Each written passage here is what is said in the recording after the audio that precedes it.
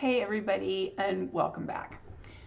Today we're going to talk about something that affects every relationship, every workplace, every intuitive practice, and truly every decision you've ever made. The difference between single branch thinkers and multi-branch thinkers. This is one of the most powerful cognitive distinctions we have, and most people don't even know it exists. So if you've ever been told, and I have been told this, you overthink things, you're too negative, you always expect the worst, you complicate everything, this video may relieve you more than anything you've heard in years, because you're probably not negative at all. You're not anxious, you're not pessimistic, you're a multi-branch thinker. And that's an entirely different cognitive architecture. So let me show you. There's two cognitive architectures, two major ways that humans think. There's single branch thinking. This is the dominant mode for most people. It works like this. If X happens, I'll do Y. One path, one plan, one storyline. Emotional regulation for these folks comes from keeping things simple and predictable. This isn't wrong. It's just a different system. Now, compare that with me, multi-branch thinker.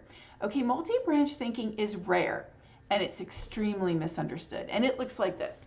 If X happens, we have Y1, Y2, and Y3. But if Z shifts, then Y2 splits into A1 or A3, depending on timing. And if the environment changes, the whole structure reorganizes. Okay, because, everyone around me says, oh, you have plan A, B, C, LMNOP.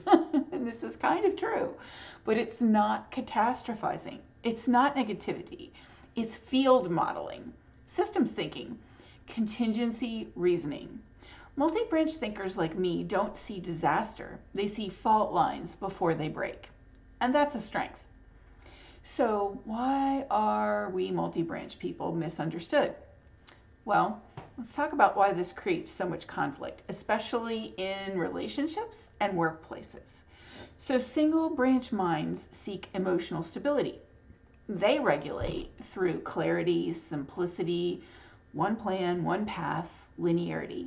So when you introduce three possible futures, they don't hear preparedness, they hear threat. Multi-branch minds seek structural stability. They regulate through awareness, foresight, adaptability, mapping the terrain, understanding the true load-bearing structure. So when someone insists on only one option, I, and maybe you, don't hear clarity, you hear fragility. This isn't a personality difference, it's architecture. So why does your brain see fault lines?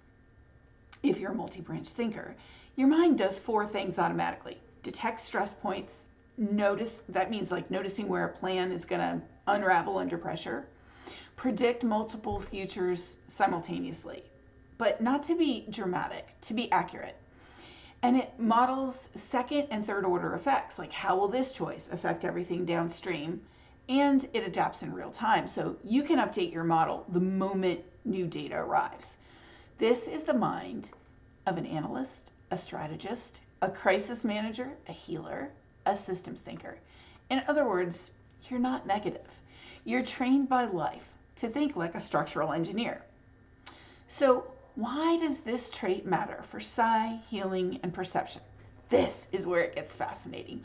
Multi-branch thinkers are naturally better at sensing shifts in a partner's field, at navigating TK plateaus, at reading subtle cues, noticing micro changes in body physiology, at healing work, at attention training, at maintaining coherence under stress. Yay us! Because we're not stuck in one storyline. We're perceiving the entire space of possibilities. This is the same cognitive architecture that lets people perform in emergencies, innovate, build systems, navigate uncertainty, work with subtle perception, all of those awesome things. And it's not magic and it's not woo. It's cognition that is shaped for complexity. So if you're a multi-branch thinker, how do you communicate with single branch thinkers? And this is the practical part. If you want to stay connected without overwhelming people, try this. Instead of 6 ways this could go wrong, I'm embarrassed because this is me. Try Here's the simplest next step, and I'll keep an eye on the variables. Or instead of we need a backup plan, say, I can handle contingencies so you can stay focused on the main task. You're not dumbing yourself down. You're translating your architecture into theirs. And this reduces fear and preserves connection. So, how do you recognize cognitive types? I mean, what are the signs that you're a multi-branch thinker? So, do you constantly prepare for multiple outcomes? Do people accuse you of being negative? Do you anticipate problems before others see them? Do you feel calmer when you understand the whole field? Do you think in if-then structures naturally? Do you adapt quickly when plans change? Do you become the stabilizer during crises? Then you're a multi-branch thinker. But what if you're a single branch thinker?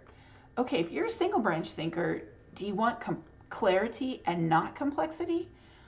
Do too many options feel overwhelming to you? Do you prefer linear plans and regulate through simplicity? Do you trust the main path more than contingencies? Like, both of these things are valid, but knowing your specific architecture gives you freedom. So if you spent your whole life being told you're too much or too complicated, you're not. You're running a multi-branch operating system in a world that runs mostly on single-branch logic. And this isn't a flaw, and it's not anxiety or negativity. It's cognitive precision.